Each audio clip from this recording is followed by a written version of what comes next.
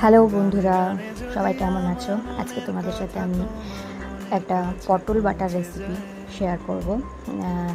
এটা ভীষণ সিম্পল আর ভীষণ টেস্টি হয়। তোমরা সবাই বাড়িতে ট্রাই করতে পারো। আমি মাঝে মধ্যেই বাড়িতে এরকম বাটাবাটি যে কোনো কিছু দিয়ে করে থাকি। আমার ভীষণ ভালো লাগে খেতে গরম ভাতের সঙ্গে। এর আগেও দেখেছো আমি কলা আর চিংড়ি বাটা করেছিলাম। তো আমি সাধারণত এই বাটাবাটি মিক্সিতেই করে থাকি। শিলপাটায় বাটতে একটু অসুবিধা হয়। তো যাদের বাড়িতে শিলপাটা আছে তোমরা শিলপাটায় বেটে ট্রাই করতে পারো, আরও টেস্টি হবে সেটা। তো একটু ঝাল ঝাল করে একটু লেবু দিয়ে বাটার মধ্যে করেছিলাম। ভীষণ টেস্টি হয়েছিল গরম ভাতের সঙ্গে। আজকে সকালবেলা এটাই হয়েছিল। একটা ডিম ভেজে নিয়েছিলাম, সেদ্ধ ভাত সাথে বাটা, দারুণ।